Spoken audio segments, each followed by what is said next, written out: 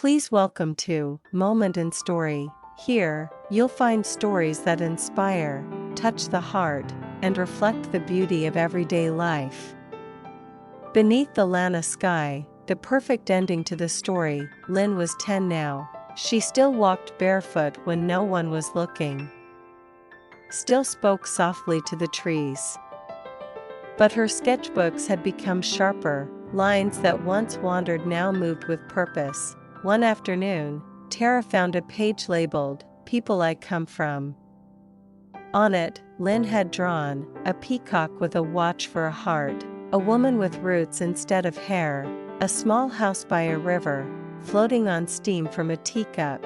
Tara stared at it for a long time. She didn't ask questions. She just quietly added it to the art center's wall. Because sometimes, children understand the story in shapes long before they speak it in words. The River's Edge retreat was receiving attention now, not just from Thai wellness groups, but from international circles. A feature article titled "Where Women Breathe Freely" had gone viral. Lek found herself in Zoom calls with strangers from Argentina, Kenya, Sweden. Some wanted to replicate the model. Others just wanted to say thank you. One woman from Canada said, "It's like you built a mirror, not for faces, but for healing." Lek smiled and said nothing, but later that night, she stood by the river and whispered, "Mayuri, they see it now. What you planted." Molly had returned to Chiang Mai for a school visit. A group of high school girls had invited her to speak after reading When Stars Cried Softly. During the QA, one student stood up and said, "My grandmother never told me she was born in a camp. Now I know why. Thank you for helping her memory feel brave." Molly nearly broke down. Instead, she handed the girl a folded piece of silk. "Give this to her. Say it's from one daughter to another."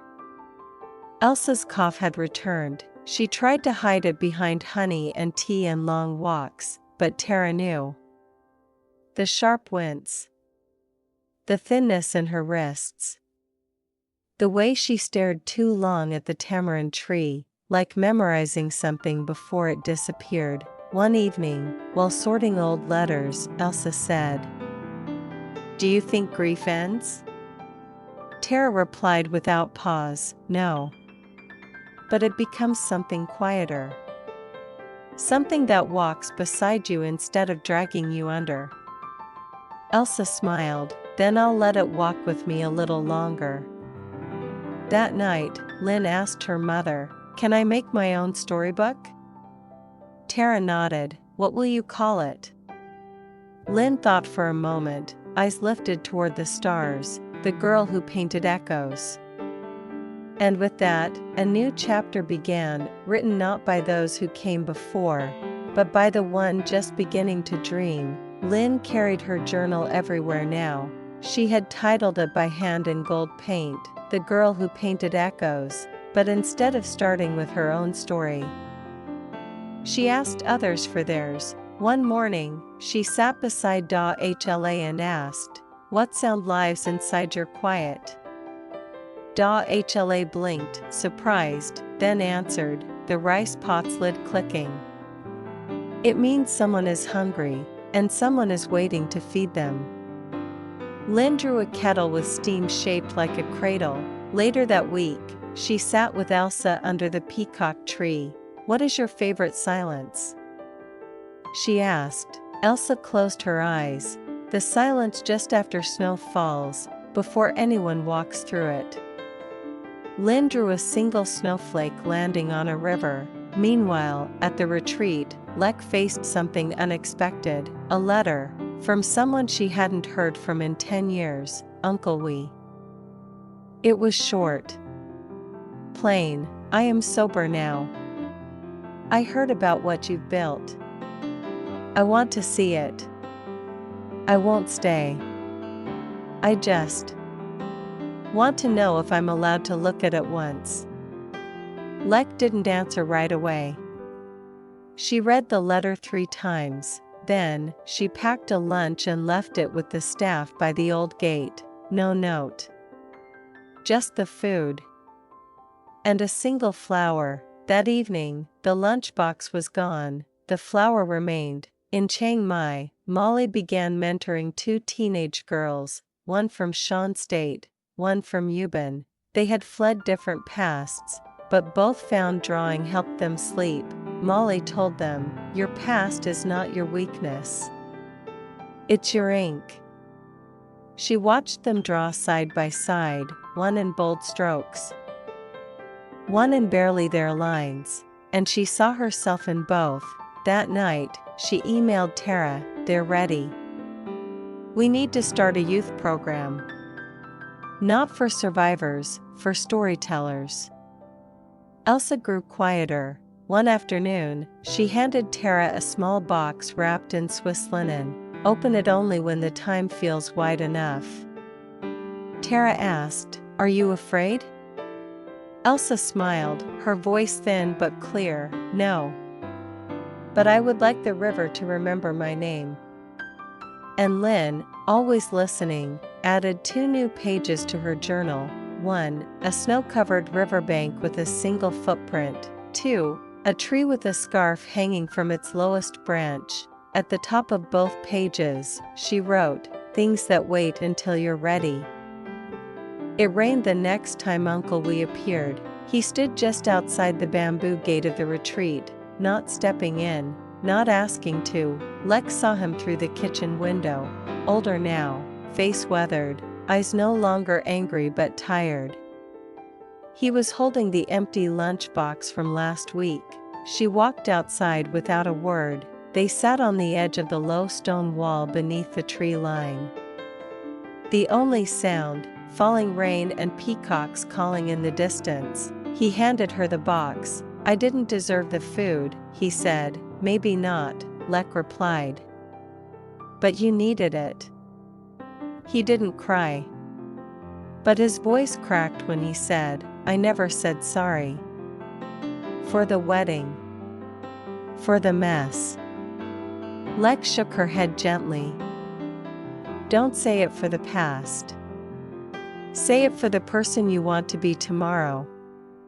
He nodded, slowly, and that was enough. Back inside, Lynn was painting a scene she'd never witnessed but somehow knew. A man kneeling in rain, a woman beside him, holding an umbrella, neither speaking, both forgiven. That evening, Tara finally opened the box Elsa had left her.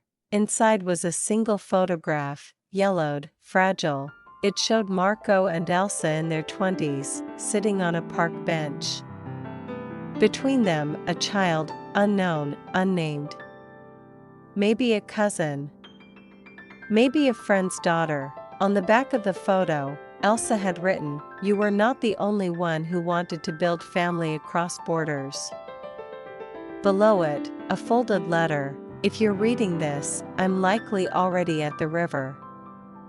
I didn't want a ceremony. Just scatter my ashes near the retreat. Let the birds carry me. I was never afraid of flying, only of not landing anywhere." Elsa, Tara didn't cry. Instead, she stepped outside, lit a single lantern, and whispered, "You landed. Right here." Elsewhere, Molly was helping the 2 teen artists begin work on a mural at the entrance to the retreat. One girl painted a door made of reeds. The other painted a woman walking through it. Above them, Molly stenciled the title, "Things That Open Without Keys." Here is the next chapter of Beneath the Lanna Sky, Season 6. Where endings become offerings, and family extends far beyond blood. The river was low that morning, not dry, just humble, as if it knew it was about to be asked to carry something sacred. Tara stood at the water's edge with a small clay urn. Inside were Elsa's ashes, wrapped in soft cloth and fragments of dried snow jasmine, the closest thing they could find to the scent Elsa always wore. There was no crowd, only Lynn, Molly, Lek, and a few retreat staff who had come to know Elsa in her final weeks. No speeches, no ritual, only Lynn's voice, soft but certain, "Thank you for not running from memory." Then she placed a floating lantern, pale gold, on the water. It held a single feather and a message written in child's print. "You are carried." The river accepted it. The lantern drifted slowly, catching light from the early sun, and then, quietly, it was gone. Later that day, Molly received a message from an international NGO focused on cultural preservation and trauma-informed spaces. They had read about the mural project and were interested in partnering, not just to fund the River's Edge retreat, but to replicate its approach in other countries. Molly showed the email to Lek. "We said we wanted to keep it small," Lek said. "Cautiously, but we also said we'd open the door if others knocked kindly," Molly replied. Tara later added, "Maybe it's time we share the recipe, not the whole kitchen, but enough to help others cook healing." They agreed to a meeting, but only if it happened beneath the tamarind tree.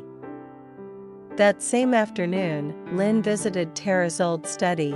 She had been given a small trunk of Marco's belongings, not the ones in the house, but a few items Elsa had kept safe all these years. Inside, an old map of Switzerland with Lanna proverbs written in the margins, a photo of Marco beside Mayuri, barefoot, smiling under monsoon rain, and a journal, Marco's, with a single unfinished letter addressed, "To the daughter I might never meet." Lynn traced the words with her finger, then asked, "Can I finish it?" Tara nodded. That night, Lynn added a final drawing to the day's pages, a lantern made of feathers, a river holding it gently, and beneath it, the words, "Some goodbyes are really beginnings that take the long road home." The NGO delegates arrived mid-morning. 3 women, 2 men, all polite, all smiling, all holding folders that smelled faintly of funding and structure.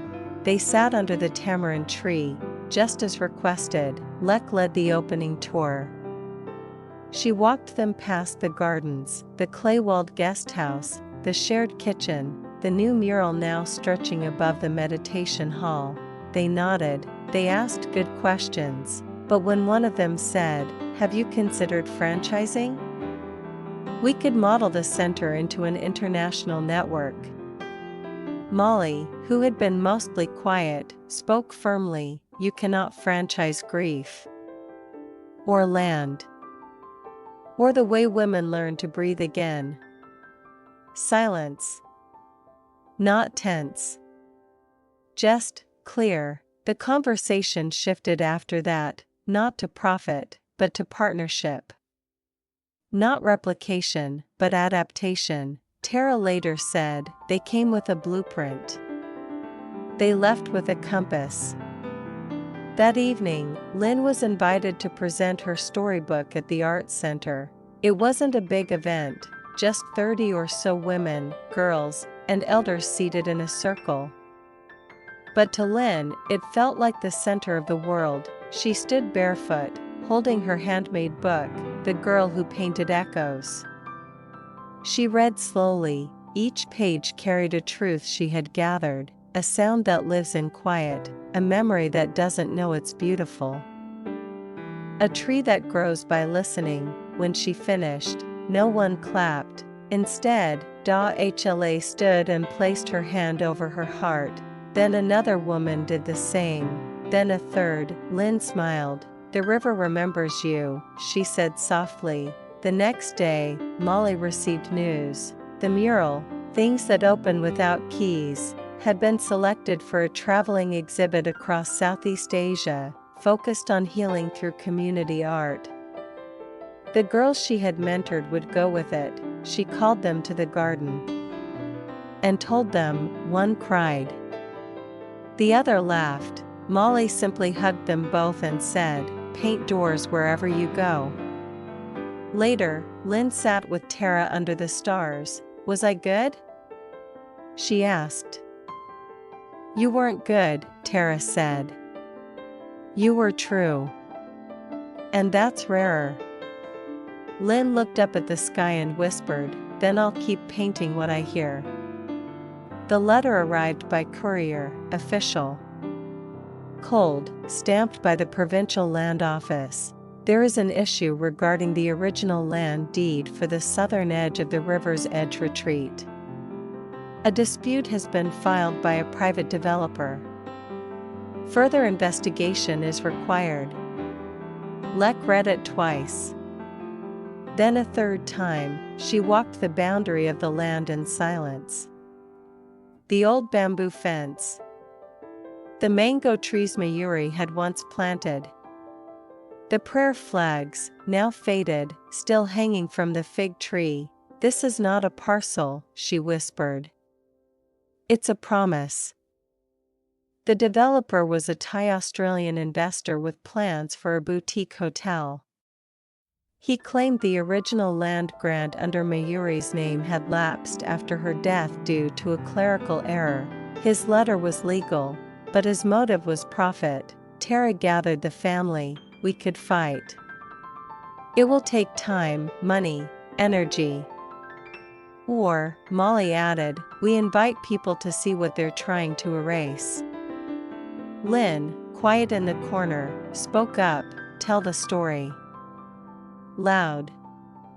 So the land can speak too. That weekend, they organized an open day at the retreat, Stories Beneath the Soil. No banners. No protests, just guided walks, meals shared under trees, paintings of the history, performances by local youth. And readings from Lynn's book. More than 200 people came, some were strangers. Many were from the community, and one of them, quietly in the back, was the lawyer representing the developer. He stayed the entire day. At the end, he approached Lek and said, you've made something here that contracts don't measure. I'll speak to him. Meanwhile, Lynn discovered something else. While reviewing Marco's old journal, she found a hidden flap, taped behind the back cover. Inside, a small photo of Marco as a boy, building a wooden swing in a snowy yard. Taped beneath it, a final unfinished line, to the daughter I never met. I hope you grow wild, not polite. Lynn stared at the words. Then whispered, I'm trying. That night, she painted a new page, a swing hanging from a tamarind tree, with feathers instead of ropes. Tara received a call days later. The dispute had been withdrawn. The lawyer had spoken to the developer, who agreed to release any claim. The land would remain as it was meant to be. Later, Molly wrote on the retreat's welcome board, we don't build walls here. We grow roots. The tamarind tree had stood at the heart of the river's edge retreat for over 2 decades. It had witnessed laughter, vows, confessions, silence, and sorrow. Now, it bore something new. Tara and Lynn carved a simple line into the wooden base, just above where moss grew soft. Elsa. Carried by rivers. Rooted by love.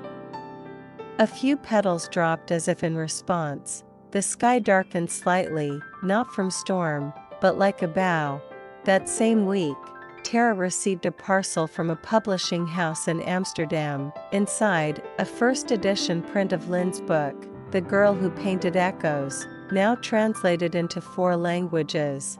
There was also a letter, your daughter sees what most of us forget to look for. We're honored to publish her work. Tara handed the book to Lynn. You're in the world now, she said softly. Lynn didn't smile. She simply turned the page to her favorite, the drawing of a swing hanging over a river, and whispered, so is he. Meanwhile, Molly received news that her 2 student artists had completed the Southeast Asian mural tour. They were invited to present in Geneva. the city where Marco was born. Molly was offered a chance to attend. Go, Tara urged. Tell Marco his daughters still paint sky where he once walked snow. Molly looked conflicted. What if the stories don't fit there? Tara smiled. Then you bring fabric. And we make them fit. But it was Lek who faced the hardest turn. A letter had arrived from her former partner, the one she had once loved but walked away from to focus on the retreat. I'm back in Thailand, it read. Still quiet. Still learning. But I'd like to see you, if you want. She read it under the tamarind tree, then reread it again by the river. She didn't answer. Not yet, but that night, she set 2 teacups on the porch, and left the door slightly ajar. Lynn added a new piece to her second storybook, a small door carved into a tree, a light inside, and next to it, a teacup with steam shaped like a heart. The title on the page, Sometimes Welcome Looks Like Waiting. The monsoon was late this year. The sky hung heavy each day, as if holding back tears, not from sorrow, but from fullness. Inside the retreat, preparations were underway. Tara and Lek were hosting the first gathering of echoes, a celebration of art, healing, and remembrance. It wasn't a fundraiser. It wasn't an exhibition. It was something else entirely, a reunion of stories. Molly returned from Geneva, suitcase full of notes, photos, and 2 new scarves embroidered by her students. On the final night of her trip, she had walked the cobbled alleys Marco once called home. She brought back a single stone from a bridge near the Rhone, for Lynn, she said. So she knows where her grandfather once stood still.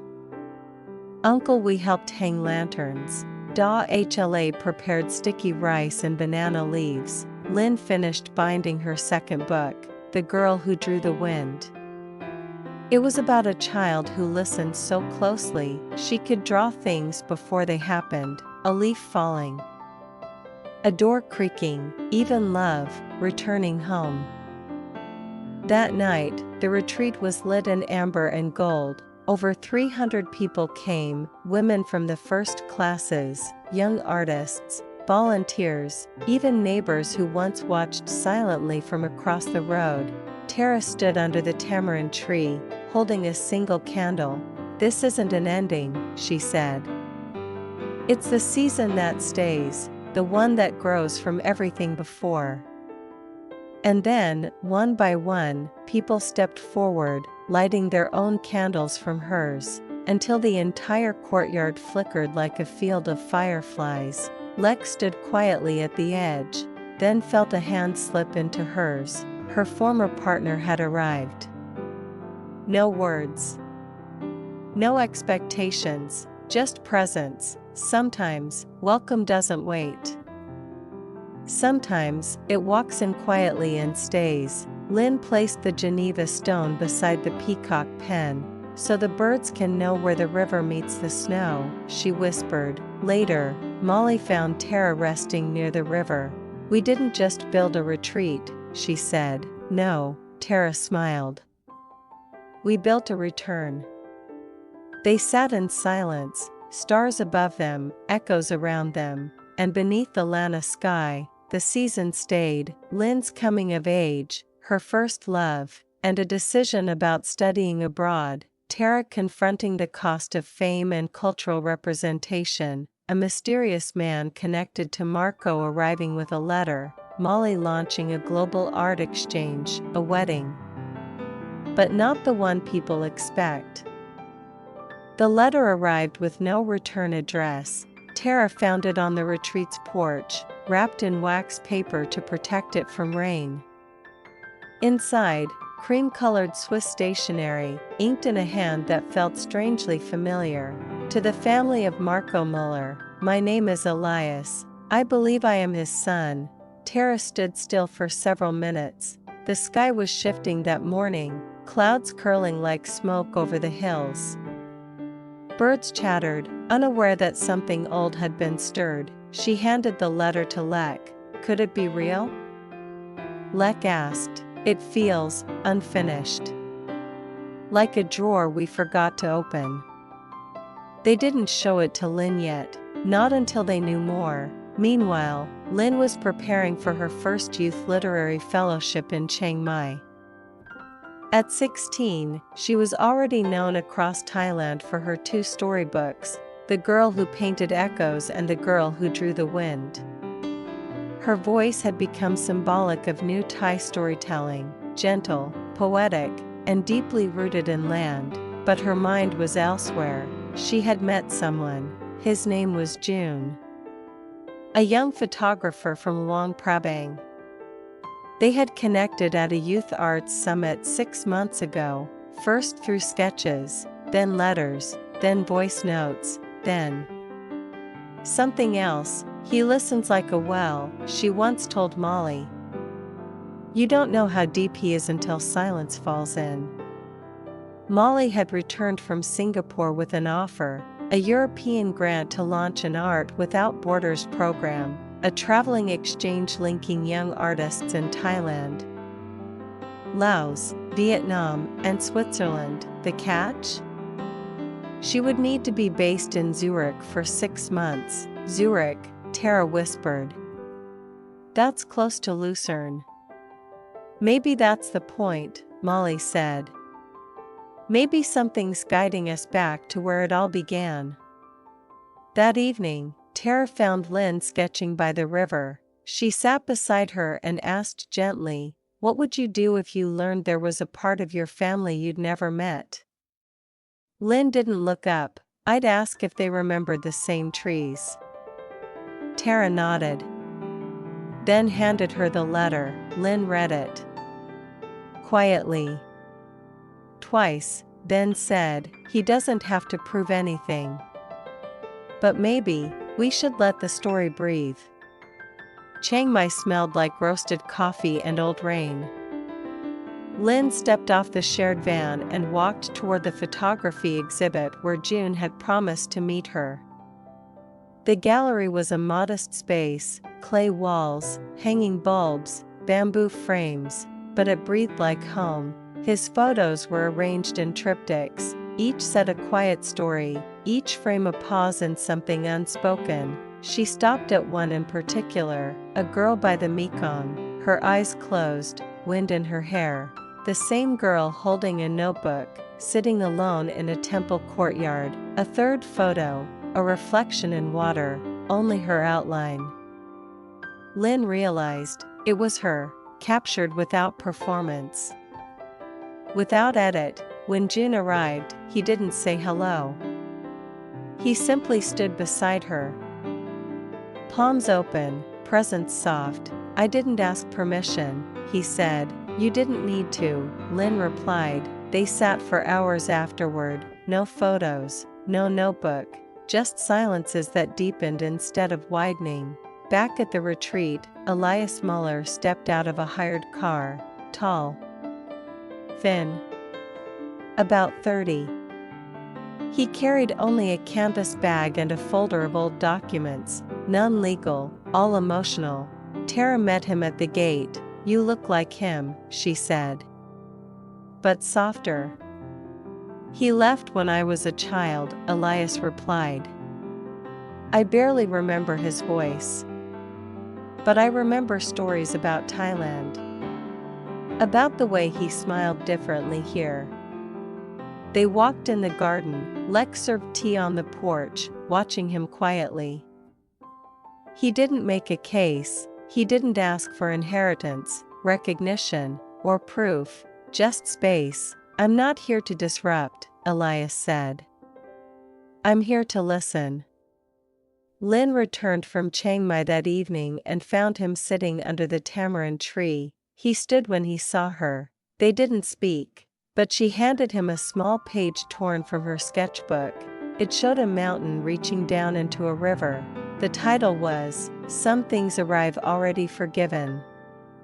Later that night, Tara placed Marco's last photo beside Elsa's on the living room shelf. two lives, two continents, one sky.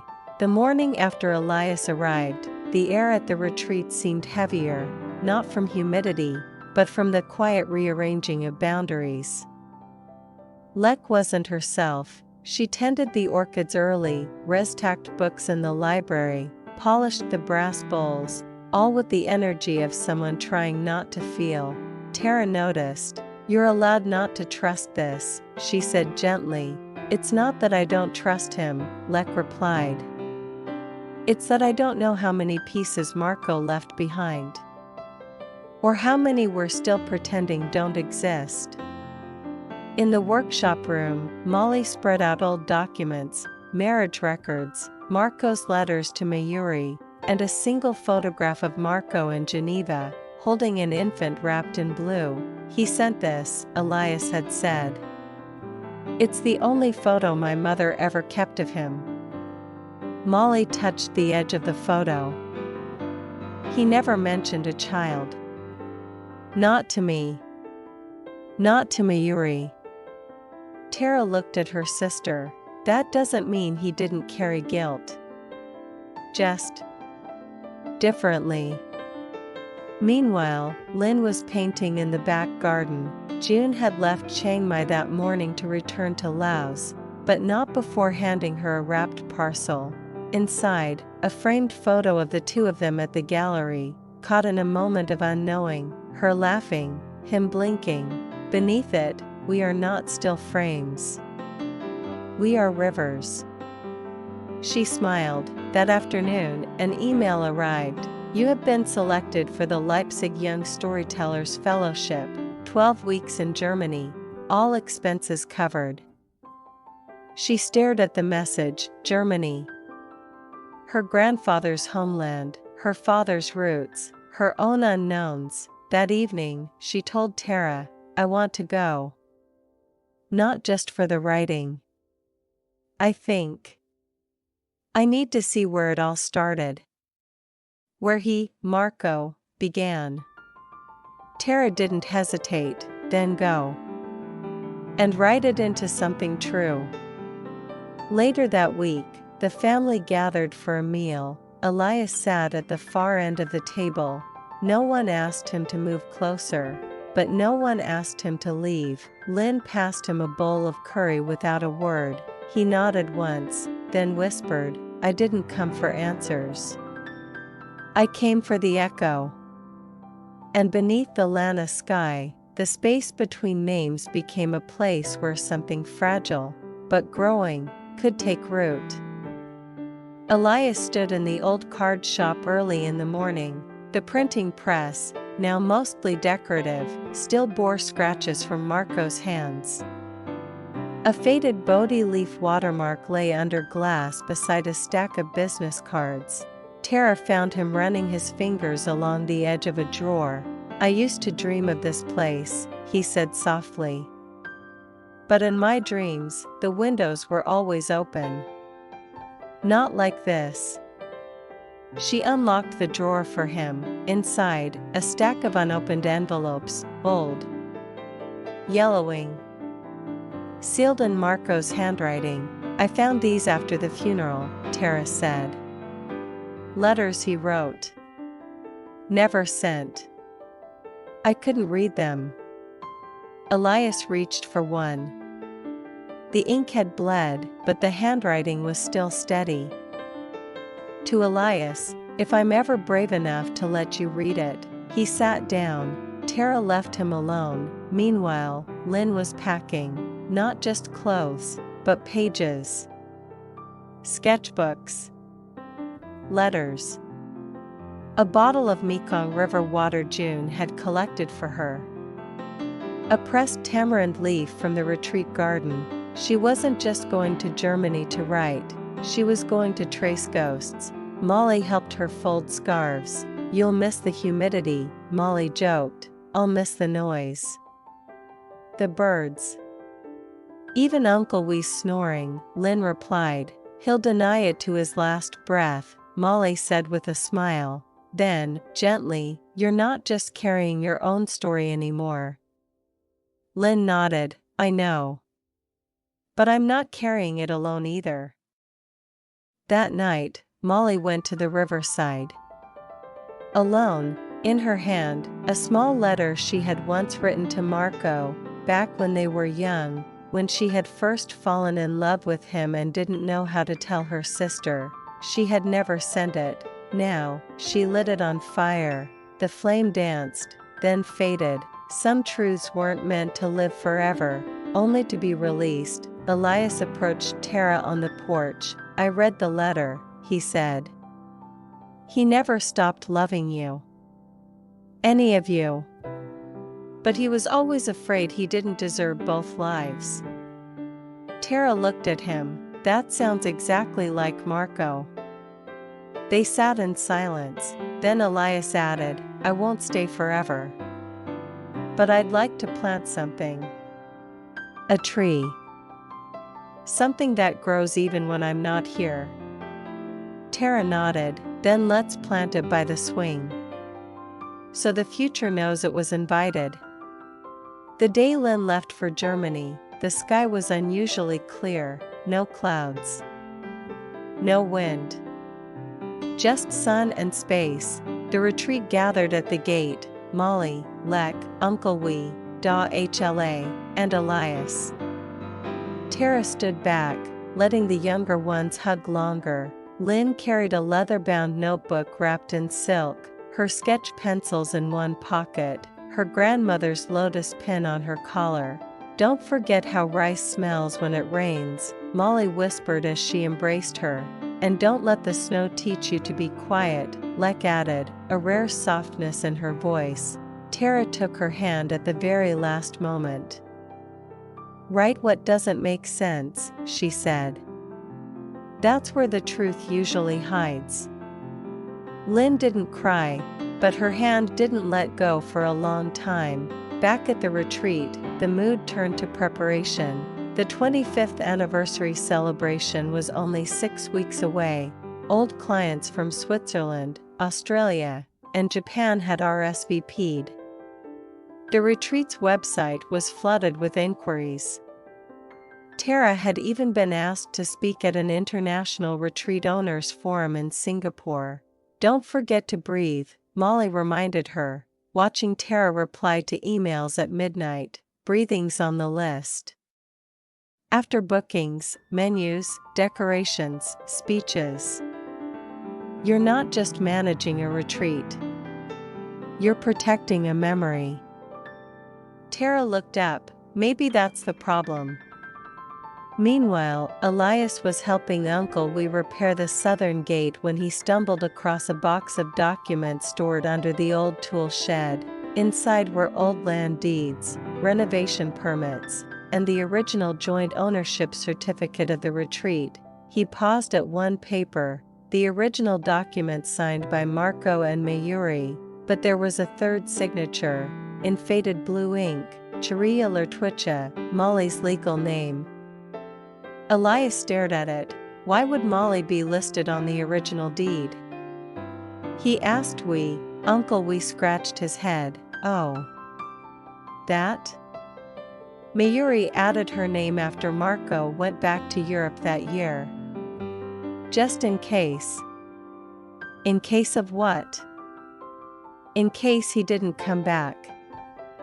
Elias brought the document to Tara that evening. She stared at the faded signature for a long time. "They never told us." "Maybe they thought silence was safer," Elias replied, "or maybe they thought stories would be enough."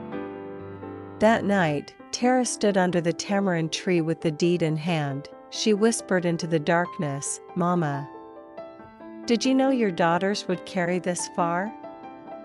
No answer, only the soft creak of the old swing in the wind. Rain came hard and early. It wasn't monsoon yet, but it felt like one.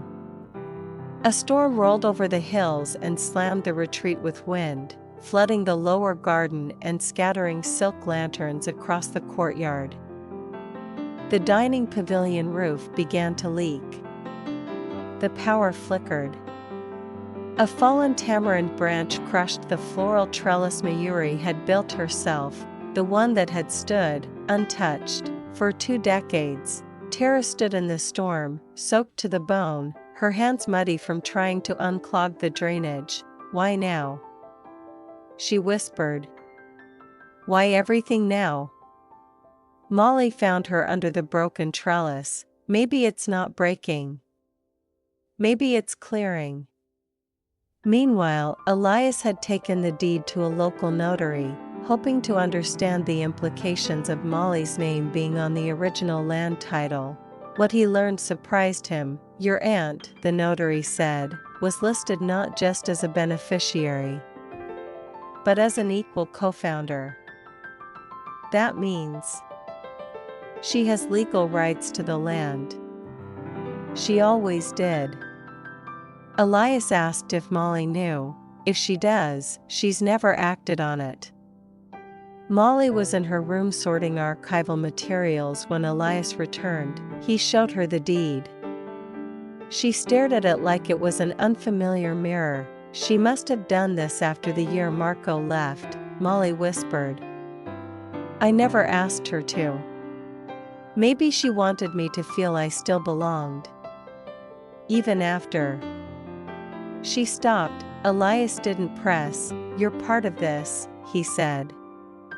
In name, in blood, in silence. Across the world, Lynn was struggling with silence of a different kind. Leipzig was gray and efficient, beautiful in its order but quiet in a way that made her ache. The writers she met were polite, sharp, and distant. You write like water, one of them told her. But I don't always know where it's going. She rode home that night. It's strange, Ma. I'm standing in the land of my grandfather, but it feels like I'm inside someone else's memory. Maybe I need to stop tracing his roots and start planting my own. Back at the retreat, Molly began gathering women from the early days of the business, the original dressmakers, florists, even the shy auntie who used to help with laundry. She invited them to tea. If the celebration is about 25 years, she said, then we better include the people who actually carried those years. Tara finally let the broken trellis be. She planted marigolds around it instead. Sometimes, you don't fix things, you let new life grow through them. Molly found the envelope tucked under her sketchpad. It was from Lynn, a thin, sky blue letter written in her soft, looping hand. Inside was a dried tamarind leaf, carefully pressed between wax paper. I miss the sounds of the retreat. The birds that never stop singing, the swing that creaks when no one's sitting on it. But mostly, I miss our unfinished conversations. I visited a library in Berlin. They had one of Marco's early works, a book on design theory. His name is everywhere. But none of those pages mention us. Maybe that's why we tell stories, to return to the ones that were never told. Molly pressed the leaf to her chest. It smelled faintly of home. At the same time, Tara stood in the main hall rehearsing her speech for the 25th anniversary. She had written 10 drafts. None of them said what she truly wanted, that Marco had died incomplete, that Mayuri had built this place from threads no one else saw. That Molly had been the quiet seamstress of it all. That family was never clean. Only real. She stood before the mirror and whispered, we carry what they couldn't finish. Outside, Elias was planting a tamarind sapling. It was a descendant of the original tree, grown from seed. Lex stood nearby. You think this will last? She asked. I think it already has, Elias replied. That's the thing with trees. They begin growing long before we notice. In Leipzig, Lynn had her first breakthrough. She stood in front of an international panel of young writers and read a new story.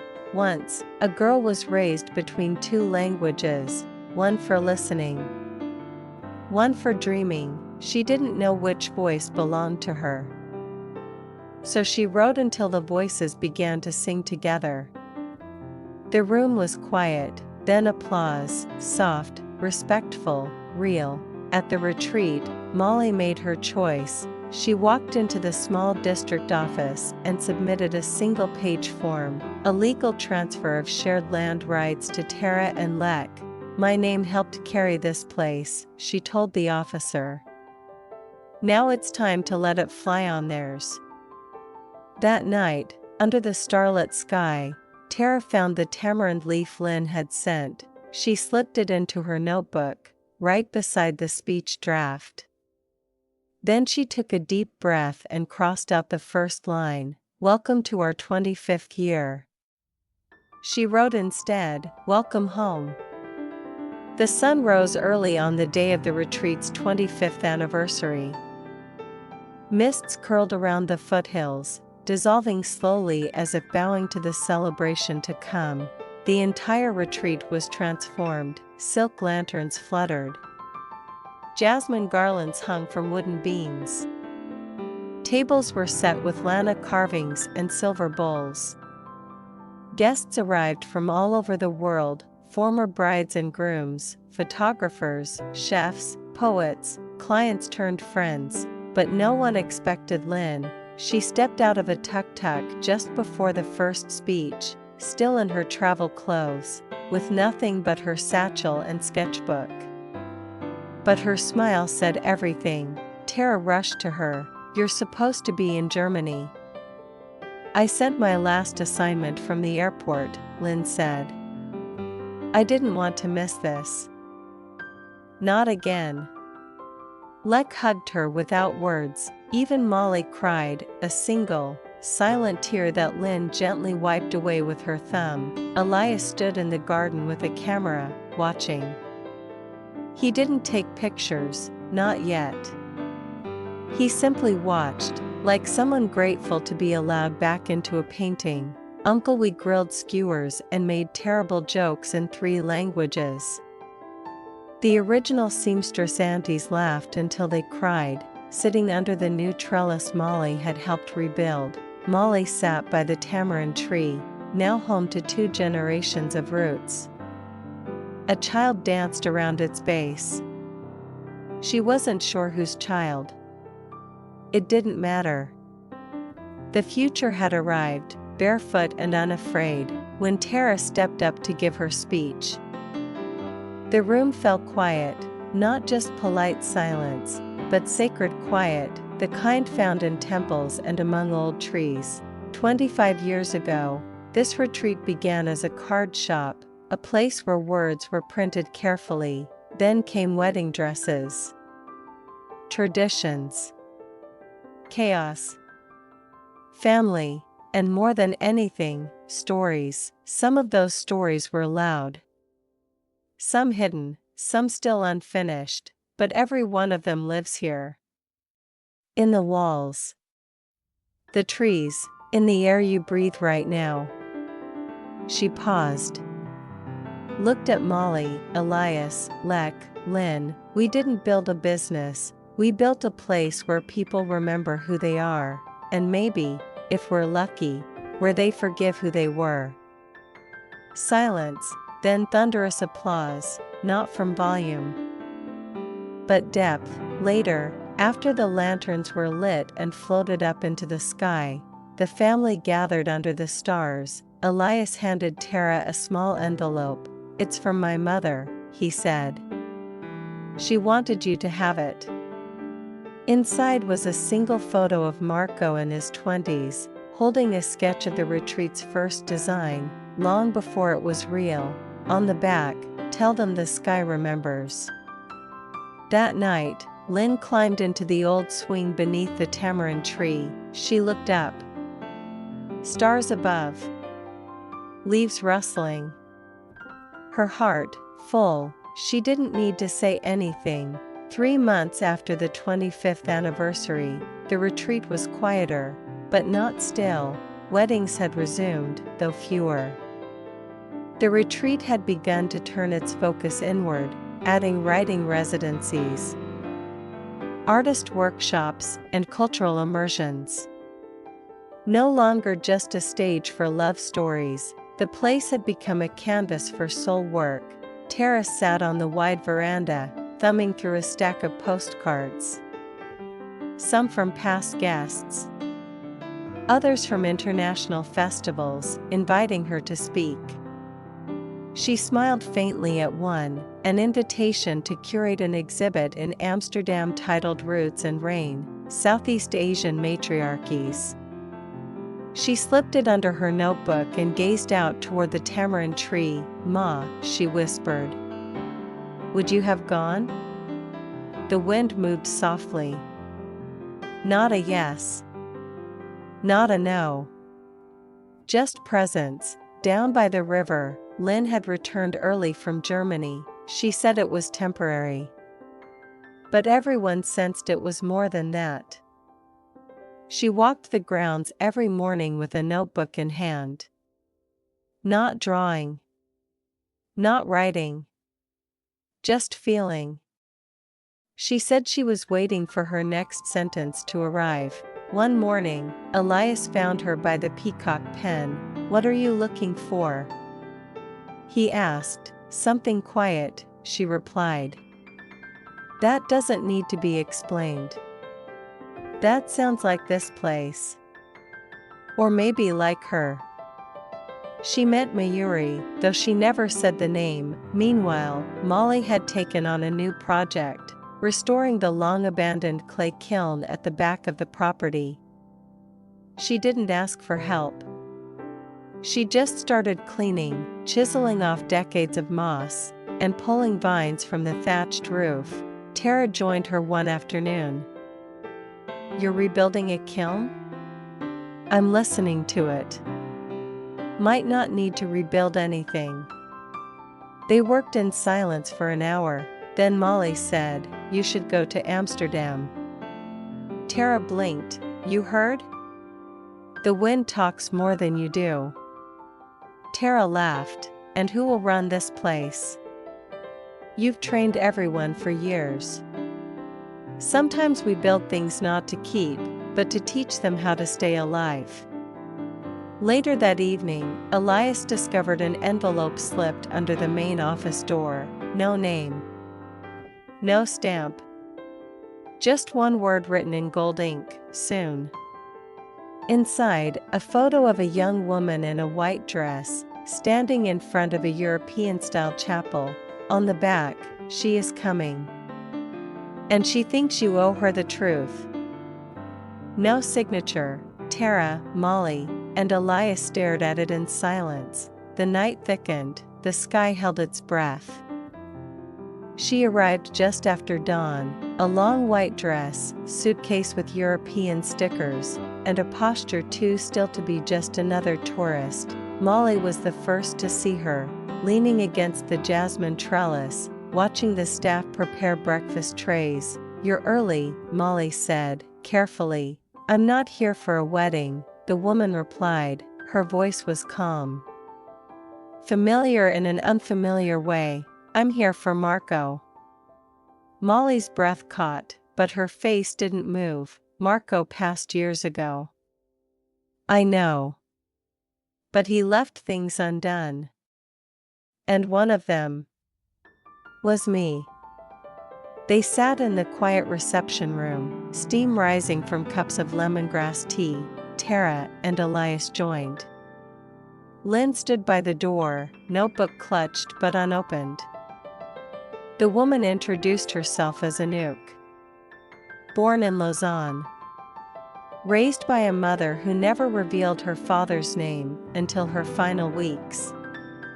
A mother who left behind a letter, an old tie address, and a ring engraved with the initials MKS. "I googled him," Anouk said, her tone razor thin. "The designer. The retreat. The legacy. All glowing. But I didn't come for the story. I came for the silence." "Why now?" Tara asked. "Because silence doesn't stay buried. It just travels." Lynn stared at the woman, unable to look away. There was something in Anouk's eyes. A sadness that refused sympathy. Later, as Lynn walked back toward the old swing, she asked herself what she'd do if a stranger claimed part of her father's shadow. And realized she already had. Molly returned to the kiln that evening. Alone, but her hands shook. She touched the clay walls gently, whispering to them, "How many secrets do we shape before they harden?" In her pocket was a photo, one she'd kept hidden for 20 years. It showed Marco holding a baby in Europe, and next to him, a woman no one in Lamphun had ever seen. Back in the main office, Tara pulled out the wedding archives, each folder, each name, each past bride and groom carefully logged. But there, in one folder, was something else, a letter, unsent, from Marco, addressed to someone named Anouk. Molly stood by the kiln as the morning mist evaporated. She held a photograph in her hand, the one of Marco in Switzerland, smiling down at a baby girl. The woman beside him was elegant, French tie, and nameless to everyone in Lamphun. Lynn found her there, watching the clay breathe. "Is that her?" Lynn asked. Molly nodded. "That's Anouk. 23 years ago. Before Marco came back. Before Mayuri took him back." Lynn sat beside her on the wooden bench. "Why didn't you ever say anything?"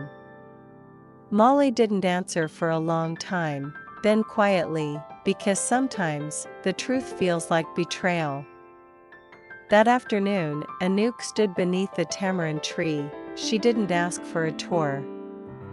She wandered the retreat alone, absorbing its textures like someone walking through someone else's childhood. Tara found her sitting by the pond. "The letter you found," Anouk said without turning. "It was never sent, was it?" "No. But it was written. That counts for something. Does it?" Tara sat beside her. "Marco never told us about you. But maybe he told the sky. Maybe that's why it never rains when someone like you arrives." Anouk chuckled bitterly. "Poetic. But I didn't come for metaphors. I came to know if I was ever meant to belong." In the kiln, Molly worked with clay for the first time in years. Her hands remembered what her heart feared: shape, heat, transformation. She molded a small urn. No one had died. But something old had. That evening, she placed the urn on the family altar, beside Marco's faded photograph. "This is for the name we never said. For the child we never knew. For the clay we feared to fire." Lynn wrote in her notebook late into the night. She wrote about ghosts who weren't dead, about family born in silence, about the difference between memory and recognition. She ended the page with one question: if she belongs to no one, can we choose her anyway? The next morning, Anouk stood at the edge of the rice field, her suitcase packed. Tara approached her, holding the unsent letter from Marco. "This is yours." Anouk hesitated before taking it. "What happens if I read it?" "Maybe you'll stay. Maybe you'll leave. Maybe nothing changes. But you'll know something real." Anouk folded the letter slowly. "I'll read it on the train." The train pulled out of Lamphun station just before noon. Anouk sat by the window, letter unopened on her lap. She watched rice paddies blur into banana groves, hills folding into mist like waves of forgotten names. She unfolded the letter only after the train crossed the Ping River. Marco's handwriting was gentle, unmistakable. "I failed in presence, but not in thought. I saw your mother's eyes every time the monsoon came, and I feared that if I tried to explain, I would do more harm than my absence already had. If this letter reaches you, know this: you were not an accident. You were the one thing I made that I could never shape. Forgive me, if only to breathe freely. Anouk folded the letter back with trembling fingers, but she didn't cry.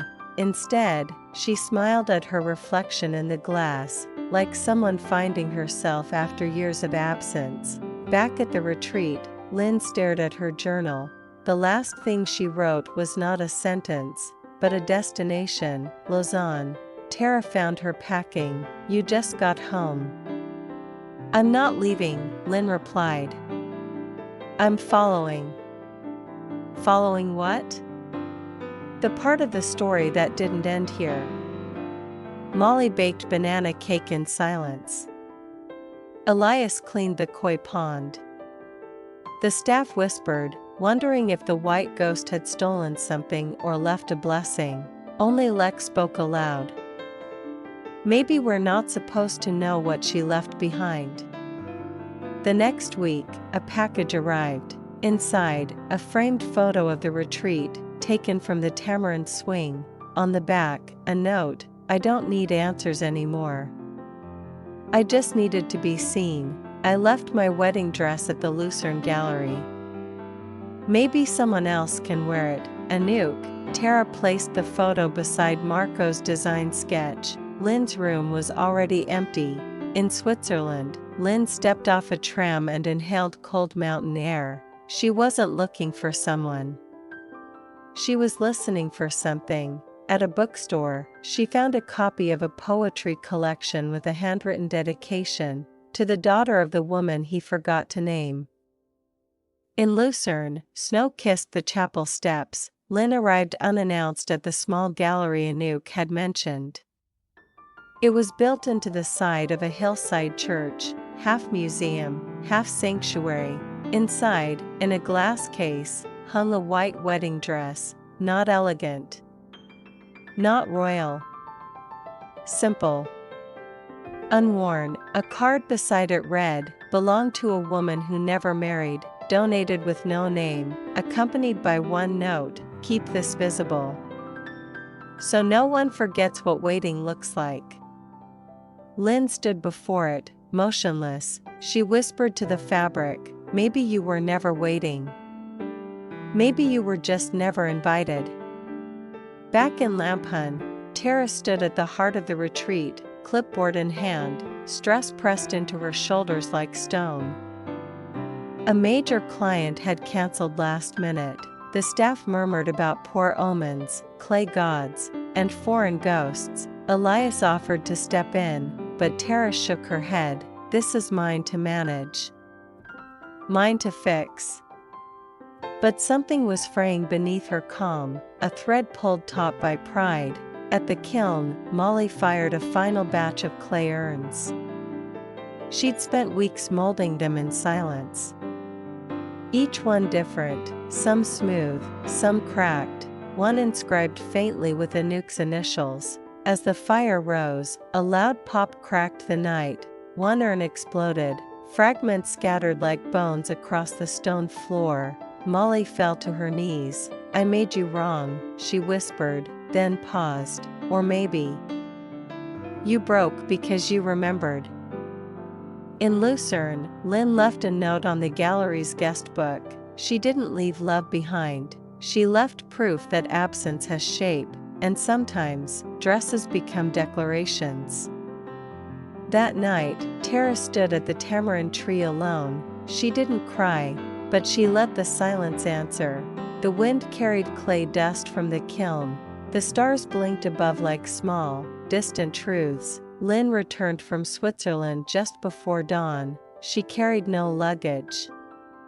Only a notebook bound in navy cloth, and a photo of the unworn wedding dress she had seen behind glass. Tara met her at the gates. "You didn't tell anyone you were coming."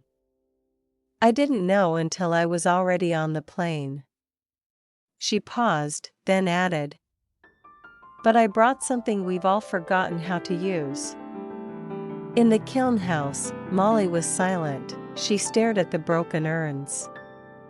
All her labor reduced to cracked symbols. Lynn approached, her notebook pressed against her chest. "I have an idea. But I need your hands." Molly blinked. They're tired. Then let's ask them to remember, not perform. They began weaving a new exhibit, one that told the story of unspoken women, not in glass cases, but in rooms full of clay fragments, silk threads, and living stories. Lynn would write, Molly would sculpt, Lek would translate for international guests, Tara would curate. It's not just about weddings anymore, Tara said. It's about what comes after. They called the exhibit, Fire and Silk, What We Carry. It opened in the retreat's meditation hall, transformed by shadow, fragrance, and fragments of memory. There were urns shaped like questions, letters embroidered on silk, soundscapes of forgotten lullabies, and at the center, a dress, not Anouk's, but one Molly and Lynn designed together. Rough silk. Torn hem.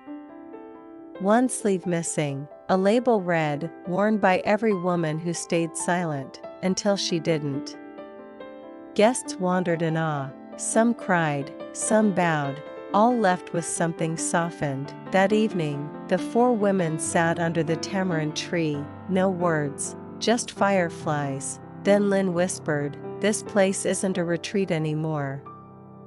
Molly answered, No. It's a reckoning. The sun dipped low, casting amber veins through the tamarind leaves. Tara stood beneath the tree with arms crossed, watching an unfamiliar car pull up the gravel path. Out stepped a man in his late 50s, European, with salt-gray hair and an envelope in hand. Behind him, a Thai woman with a quiet gaze followed. He looked around the retreat like someone revisiting a dream that once belonged to someone else. I'm here on behalf of the Staubel Foundation, he said. Marco's former partners in Zurich. Tara stiffened. Marco never spoke of a foundation. He spoke very little of the past. But there are papers, unfinished things. And there is one more daughter. That evening, at the family table, the air turned heavy. The man introduced himself as Emil Koenig, a former collaborator of Marco's before he moved to Thailand. He claimed Marco had been involved in a project, part design, part archival, before suddenly abandoning it. He left a will. It was vague. But there was mention of creative heirs, those who would carry on his story. Not just his name. Tara exchanged a glance with Lynn. You think we're inheriting a brand? She asked. Emil shook his head. Not a brand. A burden. One wrapped in genius and guilt. Meanwhile, the Thai woman with Emil, Wipa, walked the retreat silently. Molly watched her from the kitchen doorway. Something about the woman's gait, her stillness, felt familiar. Late that night, Molly found Wipa standing under the kiln's thatched roof. You've been here before, Molly said. Wipa nodded. I was younger. Your sister showed me how to bind silk. I never forgot. Why are you really here? Wipa paused, then, because I was promised a story. And I want to know how it ends. In Lynn's room, an envelope awaited her, no stamp, no address. Inside was a photocopy of a birth certificate. Father, Marco Klaus Staubel. Mother, unknown. Child, Marina Lynn Koenig. Lynn stared at the page. Koenig, she whispered. Not Staubel, not Molly's, not Tara's, hers. Tara found Lynn sitting by the koi pond. You okay? Lynn held out the paper. I'm not who I thought I was. Not even close. No one is. That's why we stay. They sat in silence. Above them, tamarind shadows danced like threads on the edge of coming apart. The retreat woke in stillness. No peacocks cried. No bells rang. Just a sky so pale it felt unfinished. Lynn stood barefoot in the meditation hall, holding the birth certificate in one hand and Marco's old design journal in the other. Every sketch, every note inside the book now looked different, like it had always been written in a language she hadn't known she spoke. Outside, Wipa walked through the gardens with Molly. "You said you were promised a story," Molly said. "By whom?" "By Marco." "And what was the promise?" "That one day, someone would find the other half of him. And not just love him for what he gave, but for what he left behind." Tara met Emil in the old card shop room, now a design archive. "You brought this here to finish something, didn't you?" she asked. "Marco was haunted," Emil replied. "He had too many daughters and not enough words." Tara looked out the window. "Then maybe it's time we give him fewer shadows. And more truth." That evening, they gathered everyone in the garden under the tamarind tree: staff, friends, Wipa, Emil. Even former guests who'd stayed long enough to become family. Lynn stood in front of them, trembling but clear-eyed. "I thought my name was mine. I thought this retreat was home because of stories told to me. But maybe it's home because of the ones we never told." She held up the birth certificate. "I'm Marina Lynn Koenig. I am Marco's daughter. But also not. I'm made of silence, stitched together by the women who kept living anyway. And I will carry this legacy, but not alone. And not quietly." Molly brought out a sculpture from the kiln, a bust of a woman with no face. Below it, a plaque read, "She was named by the wind." In the final scene, Tara updates the retreat website. A new section appears: Legacy Lab, stories inherited, not purchased. Lynn's journal becomes a digital archive. Molly begins mentoring young artists in silence-based sculpture. Wipa stays to teach silk dyeing to guests, and Lek opens a small gallery downtown, called Daughter. The last shot lingers on the tamarind tree at dusk. Wind rustles its leaves. The camera pans up toward the sky, where clouds once hid. Now it's open, not perfect, but wide and true.